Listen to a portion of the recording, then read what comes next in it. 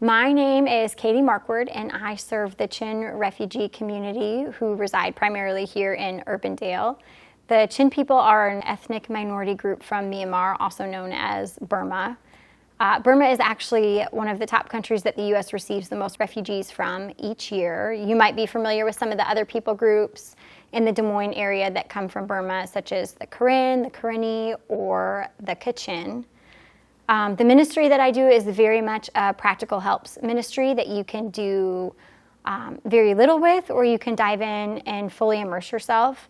Some of the things that I have done that require a small amount of time commitment include things like helping people with their mail, making appointments, helping them just with little things within the community like, oh, you missed trash day, this is who we call and this is how we handle that.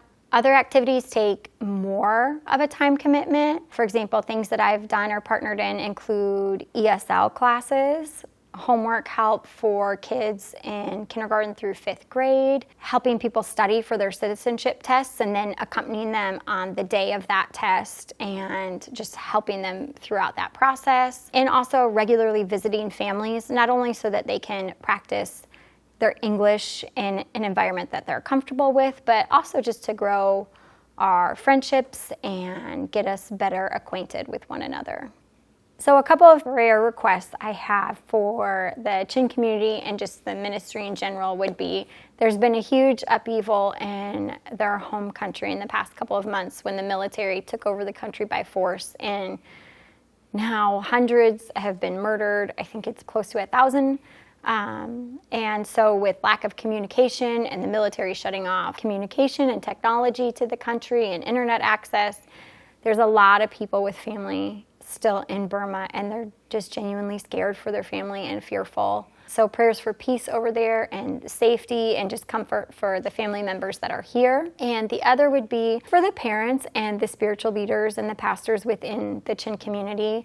Pray that they would continue to point their children toward Christ and that they wouldn't be swayed by the culture. It's very difficult for the parents as their children navigate the American public school system, and a lot of the information that is presented as truth there, their parents are not familiar with at all. And so it's an interesting dynamic as they try to combat that information and continue to point their kids toward Christ.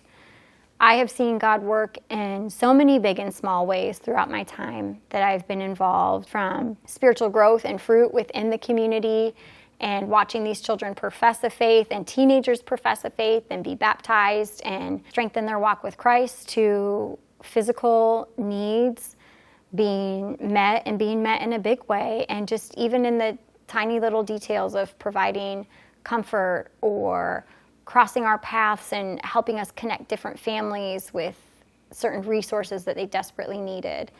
If you're interested in getting involved or knowing more, I would love to talk to you. I'm happy to get you plugged in or get you connected. I can connect you with EMBARC, and we can talk about all sorts of possibilities of what you can do within the local refugee community.